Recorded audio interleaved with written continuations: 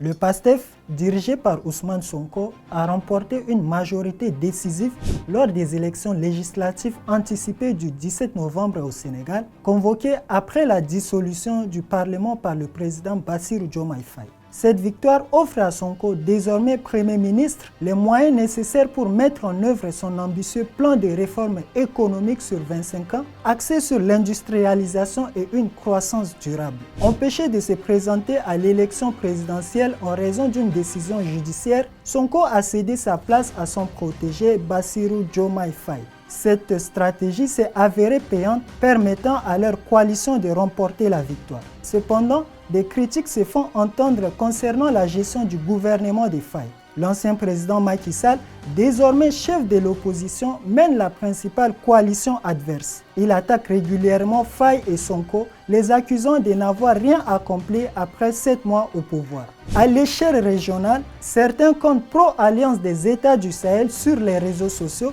critique la politique de Faye, notamment sa relation jugée ambiguë avec l'ancien colonisateur, la France. Faye, pour sa part, défend son approche en affirmant vouloir maintenir des partenariats équilibrés avec tous les acteurs afin de garantir la stabilité économique du Sénégal. Dans les faits, le Sénégal a surtout renforcé ses relations ces derniers mois avec l'Arabie Saoudite, la Chine ou encore la Turquie. Dans le contexte de tensions entre la CEDEAO et l'AES, où les dirigeants de l'AES accusent la CEDEAO d'être alignée sur les intérêts français, Faye s'est positionné comme médiateur, tentant de préserver une neutralité constructive. Cependant, des critiques émanent également des courants panafricanistes qui reprochent au duo Faye-Sonko d'avoir délaissé leur ligne panafricaniste en semblant de se rallier ou être perçus comme soumis aux puissances impérialistes.